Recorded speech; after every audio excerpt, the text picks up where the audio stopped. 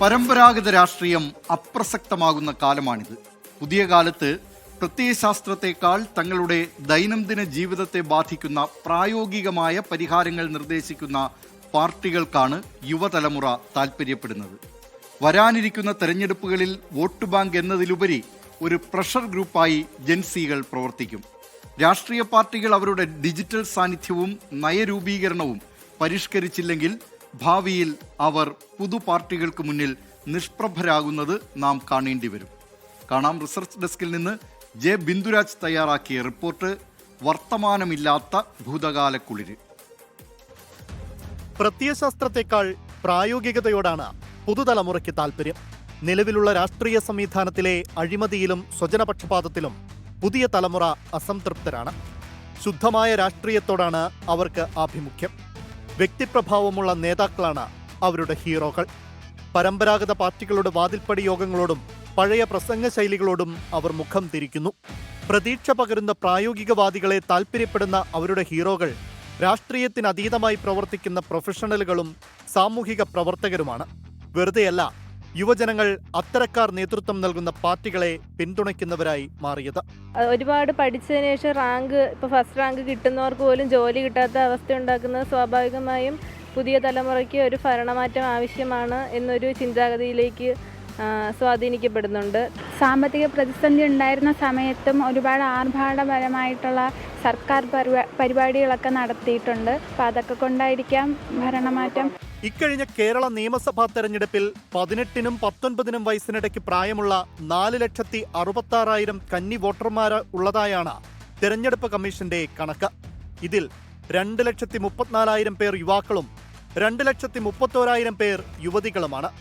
തമിഴ്നാട്ടിലെ കണക്കുകൾ നോക്കിയാൽ 18-19 പ്രായഗണത്തിൽപ്പെട്ട 14,59,000 പേരാണ് കന്നി വോട്ടർമാർ.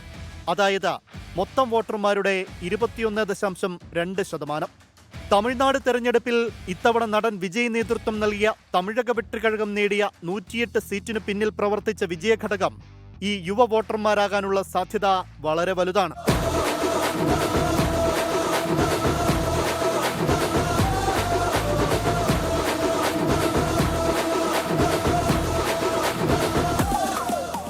கொடுத்து பார்க்கலாம். கொடுத்து பார்த்து அவர் இல்லைன்னா அவரை கேள்வி கேட்க சொல்கிறாரு. அதே இடத்துல நாங்களும் நின்று கேட்போம். ஓகேங்களா? ஒரு சான்ஸ் கொடுத்தா தப்பில்லைன்ற மாதிரி தோணுது. அந்த ஒரு ரீசனுக்காக தான் டிவிக்கு வந்தால் நல்லா இருக்கும் அப்படின்ற மாதிரி தோணுது. ടിവികെയിലേക്ക് യുവതലമുറ ആകർഷിക്കപ്പെട്ടതിന് പിന്നിൽ പ്രവർത്തിച്ചത് വിജയ് എന്ന താരത്തിന്റെ വ്യക്തിപ്രഭാവമാണെന്ന കാര്യത്തിൽ സംശയമില്ല. കേവലം ആരാധനയ്ക്കപ്പുറം അധികാരത്തോട് കലഹിക്കുന്ന യുവനേതാവ് എന്ന പ്രതിച്ഛായയിലൂടെയാണ് വിജയ് യുവമനസ്സുകളിൽ കുടിയിരുത്തപ്പെട്ടത്. സിനിമയിലൂടെ ഉണ്ടാക്കിയ ആരാധക വൃന്ദം തങ്ങളുടെ ജീവിതത്തിലും ജീവിത നിലവാരത്തിലും മാറ്റമുണ്ടാക്കാൻ കഴിയുന്ന ഒരു നേതാവിനെയാണ് വിജയിൽ കണ്ടത്. അധികാര ശ്രേണിയിലുണ്ടായ മാറ്റമായിരുന്നു മറ്റൊരു ആകർഷണീയത. പരമ്പരാഗത പാർട്ടികളിൽ വർഷങ്ങളോളം കൊടിപിടിച്ചാൽ മാത്രമേ ഒരാൾക്ക് നേതൃത്വത്തിലേക്ക് വരാൻ സാധിക്കുമായിരുന്നുള്ളൂ.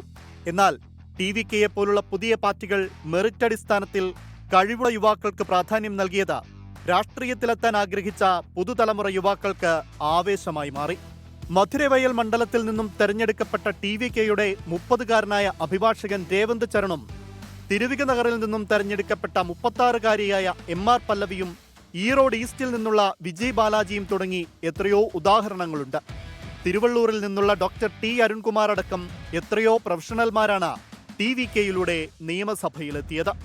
അധികാരത്തിൽ നിന്ന് പുറത്തു പോകത്തക്ക രീതിയിൽ മോശമായ ഭരണം ആയിരുന്നു സ്റ്റാലിൻ്റേത് എന്ന് ഞാൻ കരുതുന്നില്ല. ഇത് സ്റ്റാലിനെതിരായിട്ടുള്ള വോട്ടും ആവണമെന്നില്ല. പക്ഷേ വിജയ് ഒരു പാർട്ടി രൂപീകരിച്ച് മുന്നോട്ട് വന്നപ്പോൾ വിജയെ സ്വീകരിക്കാൻ ജനങ്ങൾ തയ്യാറായി.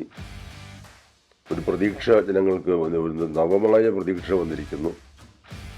അതാണ് നമ്മൾ തമിഴ്നാട്ടിൽ കണ്ടിരിക്കുന്നത്. എന്നിട്ടും അധികാരത്തിൽ വരുന്നതിനുള്ള വ്യക്തമായ ഭൂരിപക്ഷം ജനങ്ങൾ നൽകിയിട്ടുമില്ല. ജനങ്ങൾക്ക് അങ്ങനെയല്ല കൗതുകങ്ങളൊക്കെ ഉണ്ട്. പരമ്പരാഗത പാർട്ടികൾ ഉയർത്തിപ്പിടിക്കുന്ന പ്രത്യയശാസ്ത്ര പിടിവാശികളെക്കാൾ തങ്ങളുടെ ജീവിതത്തെ മാറ്റുന്നത് പുതിയ പ്രൊഫഷണൽ പാർട്ടികളാണെന്നാണ് യുവാക്കൾ കരുതുന്നത്. 2020 പോലുള്ള പാർട്ടികൾ മുന്നോട്ട് വയ്ക്കുന്ന ഭരണനിർവഹണമെന്ന ആശയവും ആം ആദ്മി പാർട്ടി ഉയർത്തിപ്പിടിക്കുന്ന ഡൽഹി മോഡൽ വിദ്യാഭ്യാസ ആരോഗ്യ നയങ്ങളും യുവാക്കളെ ആകർഷിക്കുന്നതിന്റെ കാരണം അതാണ്. അഴിമതി വിരുദ്ധതയാണ് ഇത്തരം പാർട്ടികളെ യുവാക്കളെ ആകർഷിക്കുന്നതിനായി ഉപയോഗിക്കുന്ന മുഖ്യ ആയുധം.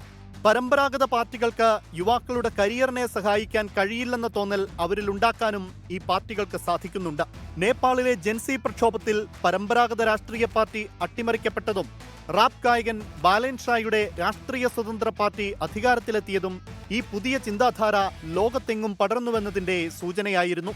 സർക്കാർ സോഷ്യൽ മീഡിയ പ്ലാറ്റ്ഫോമുകൾക്ക് നിരോധനം ഏർപ്പെടുത്തിയതും ഭരണരംഗത്തെ അഴിമതിയുമാണ് യുവാക്കളെ തെരുവിലിറക്കിയത്. ഒരു രാഷ്ട്രീയ പാർട്ടിയുടെയും കൊടിയോ ചിഹ്നമോ ഇല്ലാതെ വിദ്യാർത്ഥികൾ നയിച്ച ഈ സമരം നേപ്പാളിലെ അധികാര കേന്ദ്രങ്ങളെ പിടിച്ചുലച്ചു.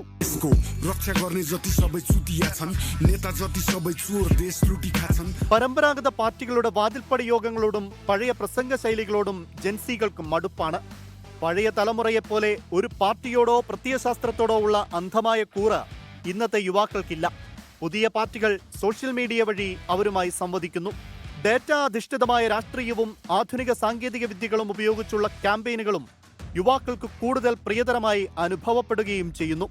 സ്വകാര്യ സംരംഭങ്ങളെ പ്രോത്സാഹിപ്പിക്കുന്നതും തൊഴിലവസരങ്ങൾ സൃഷ്ടിക്കുന്നതുമായ നയങ്ങളോടുള്ള യുവാക്കളുടെ ആഭിമുഖ്യം ഇതിന്റെ ഭാഗമാണ്.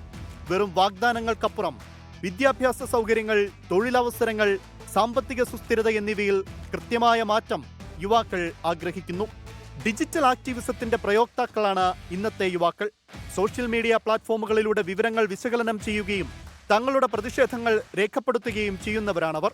പരമ്പരാഗത രാഷ്ട്രീയത്തെക്കാൾ ഉപരി വികസനത്തിനും സുതാര്യമായ ഭരണത്തിനും പ്രാധാന്യം നൽകുന്നവരോടാണ് അവർക്ക് പ്രിയം. ഡൽഹിയിലെയും പഞ്ചാബിലെയും ഭരണമാതൃകകൾ ഉയർത്തിക്കാട്ടിയാണ് AAP മറ്റിടങ്ങളിൽ യുവാക്കൾക്കിടയിൽ ഒരു ബദലായി മാറിയിരിക്കുന്നത്.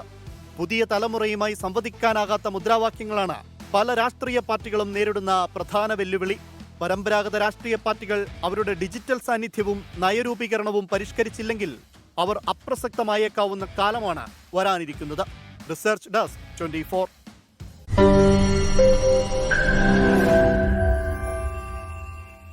ലോകത്തെവിടെയായാലും ഏത് സമയത്തും 24 വാർത്തകളും ഓഗ്മെന്റഡ് റിയാലിറ്റി പാക്കേജുകളും എക്സ്പ്ലെയിനറുകളും വിശദമായി കാണാൻ ഞങ്ങളുടെ യൂട്യൂബ് ചാനൽ നിങ്ങൾക്ക് സബ്സ്ക്രൈബ് ചെയ്യാം.